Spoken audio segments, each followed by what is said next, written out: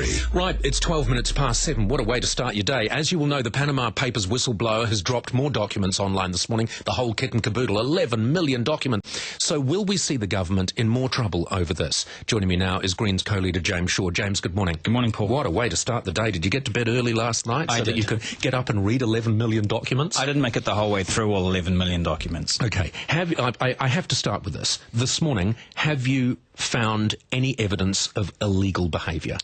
Look, in the 30 minutes that I've had looking at the documents online, it's like searching for a needle in a haystack. It's really hard to draw any conclusions. It's going to take some weeks for us to sort through it. Okay, we know, though, that there were a group of people looking for exactly that over the last 10 days, and the best they could do was what was released yesterday, which isn't exactly, well, to quote the Prime Minister, not only is it not a smoking gun, it's not even a gun. Yeah, I think that the release yesterday showed that New Zealand has been really active in enabling people from other countries to avoid paying tax in those countries.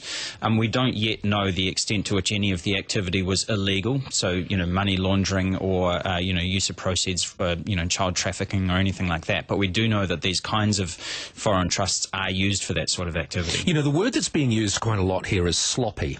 And I think that even people who are strongly supportive of the government, of the Prime Minister, of the way the country's run, would agree that there are some sloppy aspects to this. Yeah, there are. I think the other thing that really annoys people that I talk to is that they pay their taxes, and yet people and companies that have the means to do so are able to use these foreign trusts in order to avoid paying tax both here in New Zealand and overseas. And I guess the thing that I'm concerned about is if the government is okay with people from overseas using New Zealand to avoid paying tax in their countries, is it also okay with Kiwis using other countries to avoid paying tax here? Right. Aren't we seeing that the government are saying that they are not okay with it? And hasn't the Prime Minister specifically said, if we need to address something, we will address it? Well, that's quite a recent change of heart. I mean, initially the Prime Minister was saying that there was really nothing to see here, there was nothing wrong with this kind of act. It's a really good business for New Zealand, but as things have dripped out, he has started to change his tune. But I think what that shows is that we actually need that John Shewan review to really have some teeth. It's got to be a much broader inquiry than it's currently being set up for. Although, I was talking to a tax expert yesterday, and he said that he thinks the parameters of the inquiry are actually perfect. I mean, at the end of the day, we need to make sure, because we don't have to conduct these investigations ourselves, we just have to make sure that there is full and, I think, automatic disclosure.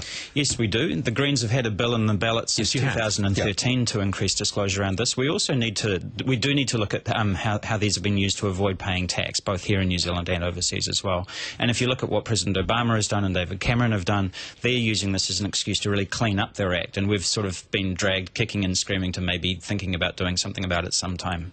Have you been surprised? I mean, I'll be honest, I was surprised with Peter Dunne saying, isn't it extraordinary that IRD didn't say, my God, have you noticed the last few months, over the last year or so, there's been a real rush on these foreign trusts? There was a huge increase. I mean, we went from under 2,000 foreign trusts in 2006 to over 10,000 this year. So there's been almost more than a five-fold increase in the number of trusts here. And you would have thought, given that Inland Revenue back in 2013 were saying there is a real danger So here. this was something that was on their radar. It was. And yet there's no evidence that they all of a sudden alerted the minister responsible that there had been a big upswing. Well, I don't know what they said to Todd McClay when he was the minister. They clearly didn't warn Peter Dunne when he was the minister before that, but they were warning back in 2013, and of course that led to their push in 2014 to get a review done, which is what led to the lobbyists saying, no, we don't need to do that here. I mean, you've been at the foreground of criticising the Prime Minister over his lawyer's relationship and all of this. And you know what? Because I mean, at the end of the day, I've heard what John Key said, and it seems perfectly reasonable to me. But I congratulate you for pushing that, because we wouldn't know that it was reasonable, if it is reasonable, had you not pushed that. The other thing I would congratulate you for is being pretty reasonable on the trust. You are not, unlike Andrew Little, calling for these things to be banned, because that is not necessary. They can be cleaned up and can be a perfectly effective tax tool, can't they? Well, look, I think if you're able to operate a business that is legitimate, where you're not avoiding tax, and you can do so with a reasonable level of disclosure that we would expect from any other company, then you're an okay business. But I think that what these documents are showing is that the vast majority of these are being used for tax avoidance and for illegitimate purposes, and the secrecy around them is one of the main attractions to them. So if you can't operate operate a business with a decent level of transparency and accountability, like any other business in New Zealand, then actually I don't think you've got any business operating here. Can we avoid any of this sticking? Because I don't, to be honest with you, internationally think any of it's really stuck now. I don't hold the view that our reputation has been harmed by this internationally. Do you think we can avoid it being harmed? Yes, I do. I actually think that our reputation is at risk. I mean, the US Congressional Research Office did list New Zealand as a tax haven, one of those ones that's just underneath the radar. And so I think that there is a real danger there. That's what Inland Revenue was calling on. But if we move aggressively on this, the way that the UK and the United States and other countries are doing, then I think that we can fend it off. Okay, so from your point of view, as you watch this, and you are one of the antagonists in this, from your point of view, what are you watching for? When is the next time to jump? Is it when Shewan reports back?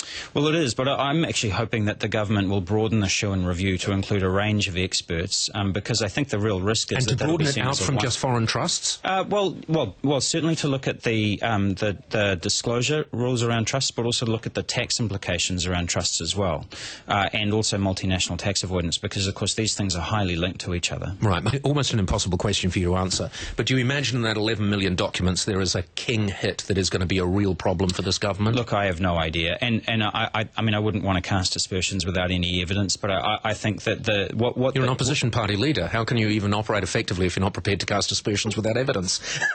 Evidence is important, and I think the thing, Paul, with all of this is that what it shows is a pattern, right? It's a massive pattern of behaviour, a network of tax havens around the world that enable people and companies to avoid paying tax in any jurisdiction, and New Zealand has been an active part in that and has built a small cottage industry around. The backdrop of all of this is that what we were doing was our structure was completely okay with the OECD. We quote them all the time, you quote them all the time, they were completely happy with our tax They system. actually were not. So they actually, I mean, they did, in their report, they said that we don't fit the legal definition of a tax haven, but in the same report, they were saying that there is a risk that we will be perceived as one and be used as one because of perceptions around. And the upside of this is we've got an opportunity to do something about it. I think so. Brilliant. Yeah. James, thank you so much for joining us. Good luck with the rest of the day's reading.